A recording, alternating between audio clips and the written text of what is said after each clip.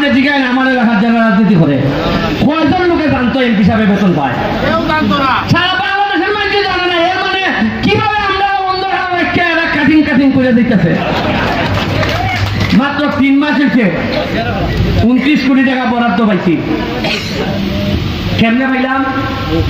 আগে কি পাইছে না? না এবার হইতে আরম্ভ করছে।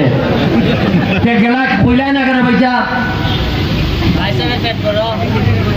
ওনারা এটা তাল কিনা ধরেননি। আগে আমার আম্মায় মানুষ মেহমান আইলে করো যাইবার সময় বলতো তোমার গুলালা করিব। এই সময় আমি ধরেন একটু খেলার গেছি গা, হয় তোমার গুলা খুব আনতে আসছি না, মিষ্টি মিষ্টি নাও 100 টাকা সালামি বা খোলাটারে দিও খাইলি কোনে। আর আম্মা কিতা করতে মনে করেন কেহা কিতা করবো বা আম্মার ক্ষেত্রে তাইনে রইব শাড়ি আর কিতা না দেখা ওনাদের যে পরে দিমুনে। আর আমার মার তাল ধরছে এমপিও বলতে হয় না না খাম নাই পরে দিমুনে।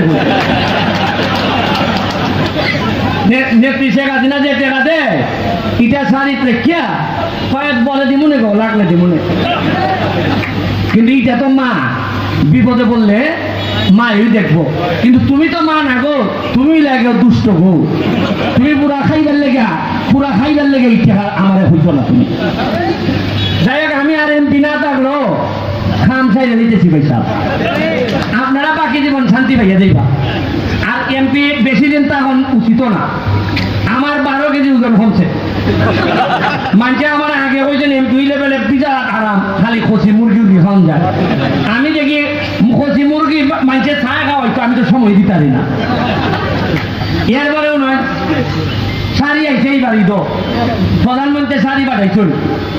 আগে জীবনে উনছেন কোন ঈদ শাড়ি কেউ করছে? এরা নিজেরা বাটে 50-60 বাজ্যা হয়। আরে উনি মানবতাবাদী চেয়ারম্যান কি